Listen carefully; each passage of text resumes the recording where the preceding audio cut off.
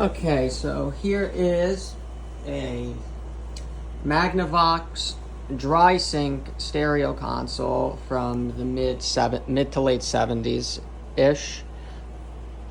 This was picked up through Marketplace. There was a couple who middle-aged couple who were getting ready to move, and the wife explained that it was her mother-in-law's. They gave it to them when they got married, and been sitting in their house for many years. And when they were moving, they wanted to get rid of it, so they were selling it. And it's in pretty decent shape, probably due just to the fact that it hasn't been used much and that it was sitting in the house for so long. And we're gonna take a look at it. So the cabinet is essentially, which I was surprised by, essentially entirely made out of actual wood. It's not particle board or plastic or veneer for the most part. There's one or two pieces, but like this is pine, this is wood, this is also wood, this is wood, which it's kind of shocking because by this point a lot of these weren't even made out of any kind of actual wood. Most of them were particle board, so they don't tend to stand the test of time. Get two speakers here. In order to keep the size smaller, they put them on the side here, which is understandable. And the record player and radio are in here. And these are records that I was testing on it. So there's the FM AM radio, all of our controls, and the radio works, fortunately. So that's pre-Mills Blue Rhythm Tail.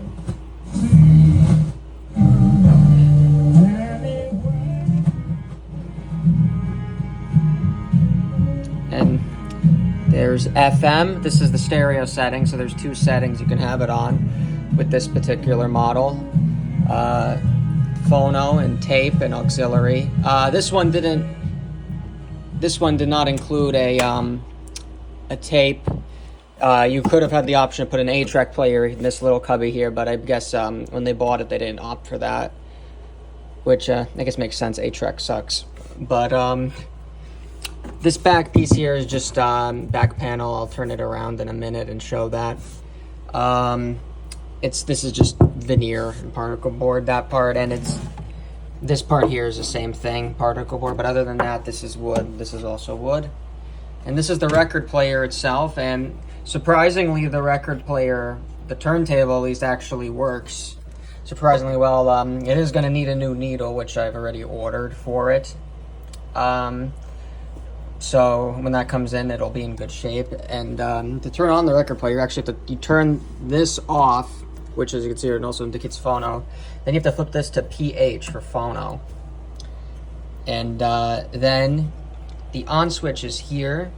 You flip it to on, and as you can see there, 33 RPM moves, 45 moves, and 78 also moves. So, which I was pleasantly surprised with, because I've seen a lot of these where the record changer is just complete garbage and doesn't work. And the record changer part itself, it is going to need some work. To give you a good example, I'll just show you what it does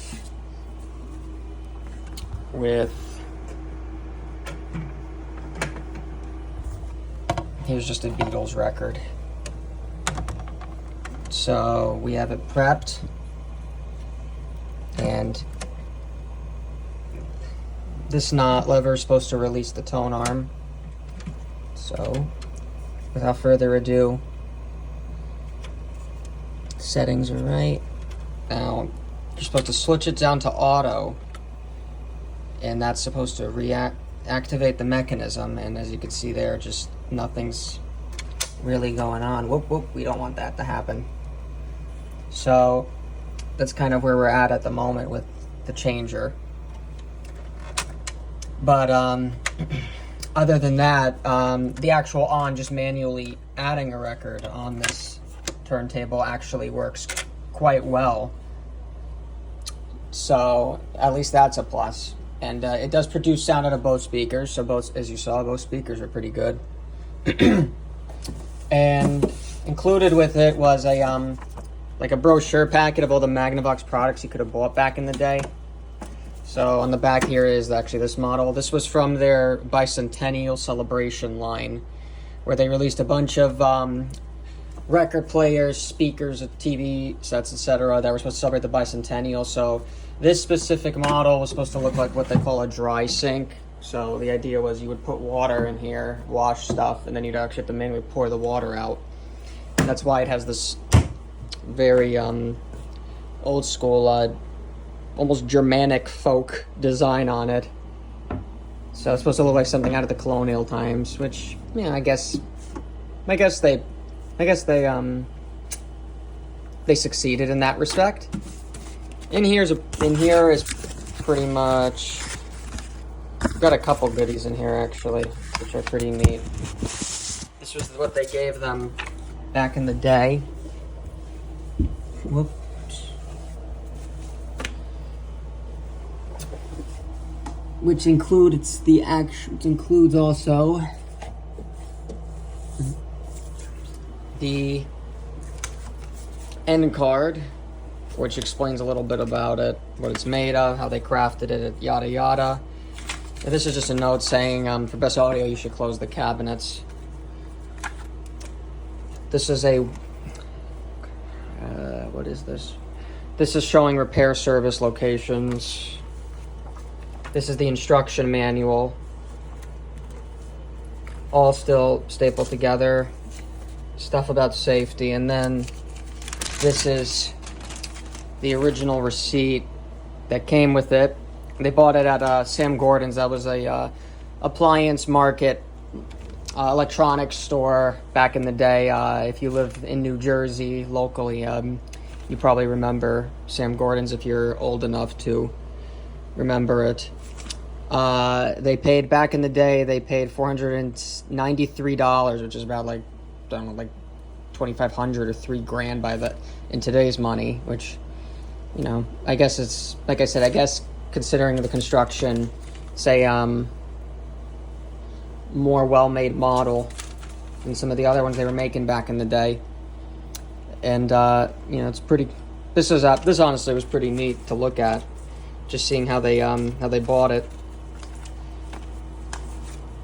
And just to show you the back real quick.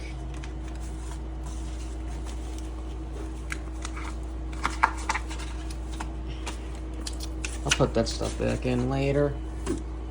To show you the back of the unit, if I can. Not much to see.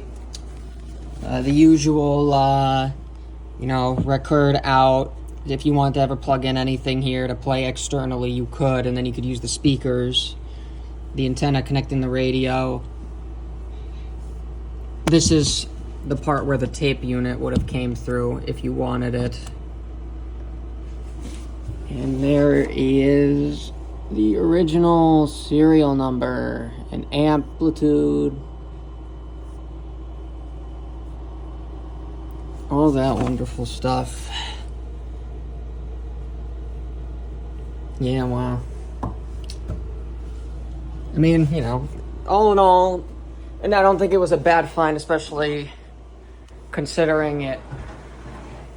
The speakers work. Turntable for the most part works. Gonna need a little work. Radio works. Everything seems to be in good shape for $20. I mean, I don't think this was a bad deal at all. Oh, and you know, not, you know, probably the ones from the 60s and the 50s were probably, you know, a lot even better. You know, we're even not saying this is badly constructed, but you know, those were probably even 10 times sturdier. But for what it's worth, and for a smaller living room, den area, whatever have you, this is a pretty good unit. Sounds pretty good in a smaller space. It has I believe they're 10-inch woofers and 3/4. Actually, we'll just look in here because it actually says it in here. They are 3. Okay, sorry. for the interruption there, the cutoff. But yeah, I was just saying it has 10-inch woofers and 3.5-inch. I'm losing my train of thought here. Tweeters. So yeah, so it's not. This was mainly meant for like a smaller room, like a den or something. That's why it's not a gigantic one. So yeah, that is about it for this console. Hopefully, I can get the record changer fixed, and we'll go from there. Thank you.